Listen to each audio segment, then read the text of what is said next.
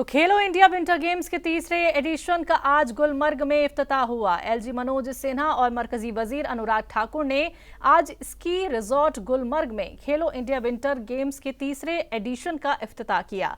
इस मुकाबले में मुल्क के बाहर से लगभग 1500 एथलीट हिस्सा ले रहे हैं। वहीं इस मौके पर कलाकारों के जरिए रंगारंग प्रोग्राम पेश किए गए। गुलमर्ग में खेले जाने वाले इस खेलो इंडिया विंटर गेम्स में हिस्सा लेने वाले खिलाड़ियों ने अपनी खुशी का इजहार किया। Heartiest welcome at third Khelo India National Winter Games. Tahuj Khos Awe. It is a proud moment for the Union Territory of Jammu Kashmir. I convey my warm greetings to each member of this August gathering of Winter Games fraternity, Ministry of Youth Affairs and Sports, the Sports Authority of India, High Altitude Warfare School, Jawahar Institute of Mountaineering, the Sports Council of Jammu Kashmir, and everybody associated with this event. I invite all our guests who have come from every corner of the country to enjoy our hospitality, to enjoy the games, and to enjoy the incredible sights and sounds of Jammu Kashmir, the crown jewel of India. Over the next 5 days, Gulmarg will celebrate and honor sporting excellence on the snow-covered slopes. We will witness the contests of skill and endurance, but above all, of courage and character of our athletes in as many as 11 disciplines. You may know that in Gulmarg, we transformed the sports tournament into a really spectacular event. Rahul Gandhi fans association के सदर पीरजादा मोहम्मद शफी शाह ने श्रीनगर में एक press conference का इनेकाद किया। आइए आपको सुनवाते हैं क्या कुछ कहा उन्होंने। आपको पता ही, मैं सबसे पहले मीडिया भाइयों को शुक्रिया करता हूं कि उन्होंने शॉर्ट नोटिस में यहां उन्होंने तशरीफ लाए हैं। मैं बहुत बहुत शुक्रिया करता हूं उनका। परसों हाल ही आपको पता ही, एक पुलवामा का अकहल का रहने वाला गुलाम हसन तेले, उसने मेरे खिलाफ प्रोटेस्ट किया प्रेस कॉलोनी में कि उन्होंने बोला कि उन्होंने पैसे खाए। मैंने आज तक वो पैसे नहीं किसी को नहीं खाए हैं। वो किसी एजेंसी का बंदा है, वो मुझे कर रहे हैं, दबाने की कोशिश कर रहे हैं, मुझे इज्जत डुबाने की कोशिश कर रहे हैं। मगर शेर ने कदम उठाया। ना शेर डरेंगे, ना शेर झुकेंगे, ना शेर बिकेंगे। हाल ही आपको पता ही, उससे पहले एक दिन मैंने बयान दिया, एक भाजपा के कारकुन ने, लीडर ने बयान दिया कि जम्मू कश्मीर में डोजर जारी रहेगा। मैंने उसको वापस मुंहतोड़ जवाब दिया। जम्मू कश्मीर के आवाम को माफी 4 दिन के अंदर अंदर माफी मांगना चाहिए। अगर उसने माफी नहीं मांगी है, मैं तो डोजर चलाऊंगा। दूसरे दिन ये वाक़ा पेश हो गया। मुझे बहुत साजिश हो रही है, मुझे मारने की कोशिश कर रहे हैं, मगर मैं डरता हूं सिर्फ अल्लाह ताला से, जिस अल्लाह ताला ने मुझे पैदा किया है।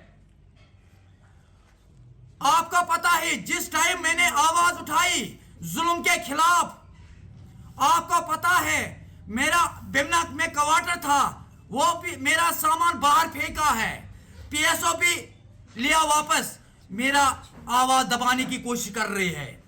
मगर जिसने अल्लाह ताला का दामन पकड़ लिया, उसका कोई डर नहीं है, ना कोई खौफ है। ये मैं उन दुश्मनों से कहना चाहता हूं, अगर लड़ना है आजा सामने लड़ो मेरे साथ। कल 1:05 एक बीजेपी के गुंडे ने मुझे फोन किया, धमकी दिया है कि मारने की धमकी दिया है। तो मगर मैं ना डरूंगा, ना झुकूंगा, ना बिकूंगा। मैंने दामन पकड़ लिया अल्लाह ताला से। पुंछवा के कृषि विज्ञान केंद्र में आज तमाम मुतालिका महकमों के अफसरान के साथ एक तरबियत प्रोग्राम मुनक्किद हुआ।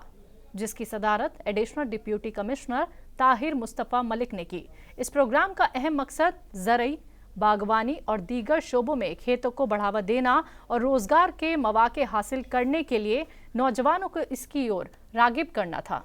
कृषि विज्ञान केंद्र पुंछ के द्वारा district level training programme organise की गई है। ये प्रोग्राम जो हैं सभी डिस्ट्रिक्ट में KVKs में ऑर्गेनाइज़ किए जा रहे हैं। ये होलिस्टिक एग्रीकल्चर डेवलपमेंट प्रोग्राम है। जैसा कि अभी आपने देखा कि ऊपर हमने इस पर ट्रेनिंग ऑर्गेनाइज़ करवाई है। आज का जो ट्रेनिंग प्रोग्राम था वो development of water resources in UT of J&K था।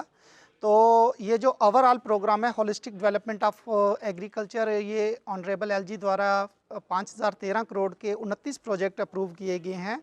इस सीरीज़ में जो है कि पहले UT लेवल ट्रेनिंग का ऑर्गेनाइज़ किया गया जम्मू में, उसके बाद डिविजनल लेवल ट्रेनिंग ऑर्गेनाइज़ की गई जम्मू में, उसके बाद ये ट्रेनिंग्स जो हैं लाइन डिपार्टमेंट के ऑफिसर्स को अब डिस्ट्रिक्ट लेवल पे प्रोवाइड की जानी है। तो इसी संदर्भ में जो KVK पुंछ में 6 फरवरी से ये ट्रेनिंग प्रोग्राम ऑर्गेनाइज़ की जा रही हैं। 6 फरवरी को हमने फिशरीज़ एंड ट्रोट प्रोडक्शन पे ट्रेनिंग ऑर्गेनाइज़ कराई फिशरीज़ डिपार्टमेंट के ऑफिसर्स के लिए। उसके बाद हमने 8 फरवरी को जो है शीप हस्बेंड्री के लिए promotion of wool and peeled के लिए ट्रेनिंग करवाई। और आज इसी कड़ी में जो ट्रेनिंग प्रोग्राम है promotion of water resources in UT of J&K ये ऑर्गेनाइज़ की है KVK पुंछ में।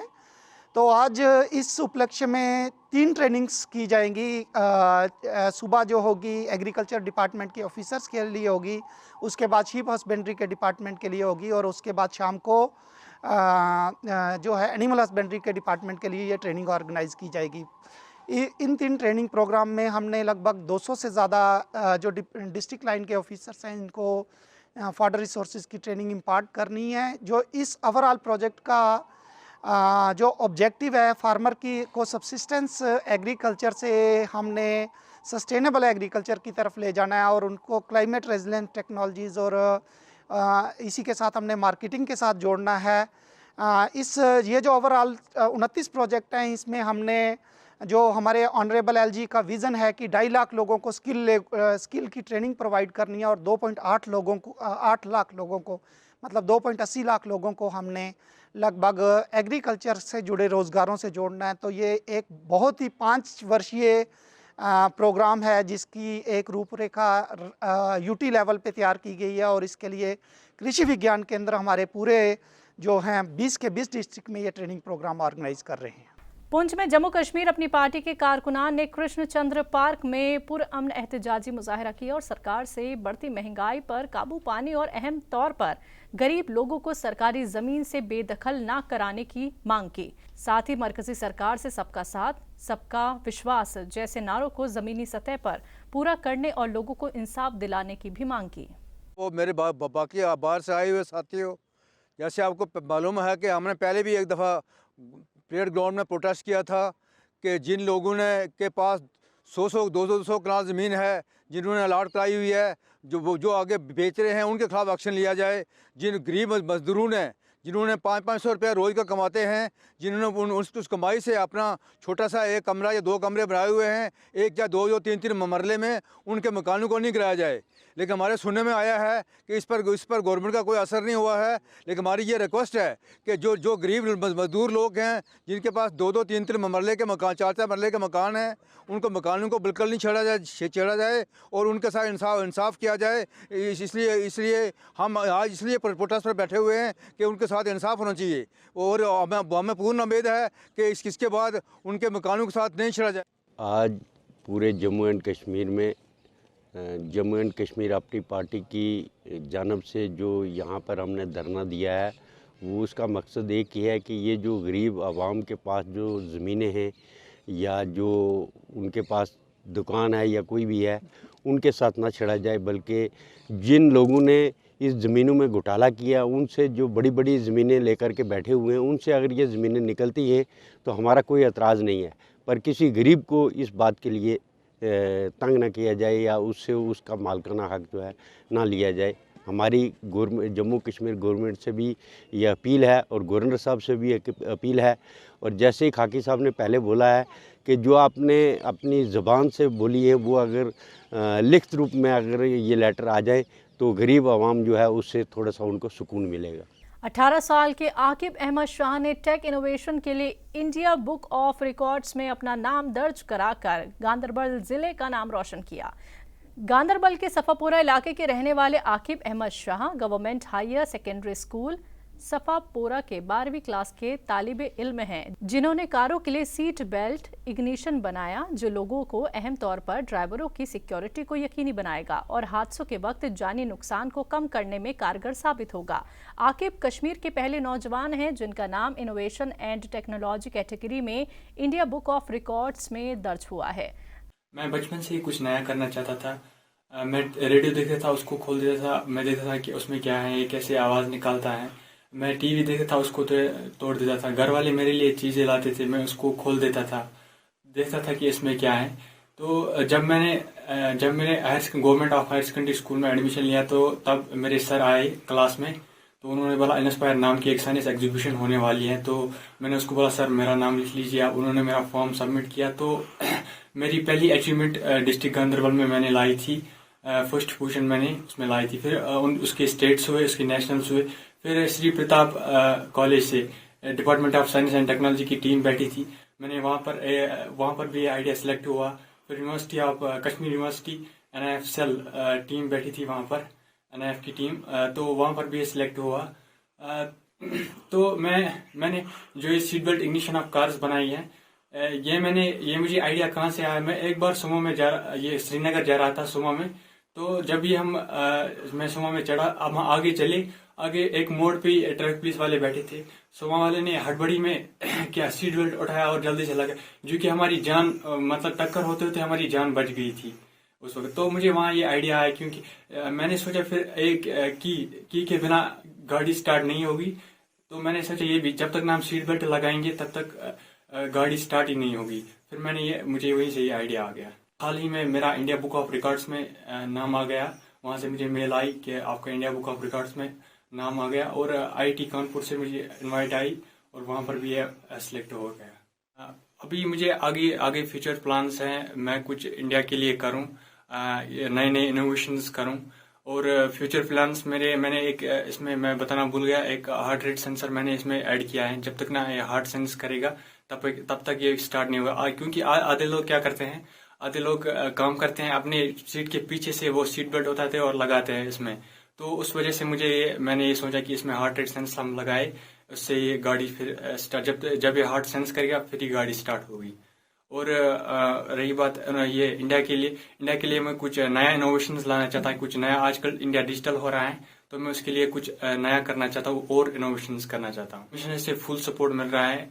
मैं उनका भी शुक्रगुजार हूँ, अपने घर वालों का भी जिन्होंने मुझे सपोर्ट किया, और मेरे सर डॉक्टर मुजफ्फर अहमद जिन्होंने मुझे गाइडलाइंस किए, हमेशा मेरा साथ दिया। मैं उनका भी शुक्रगुजार हूँ।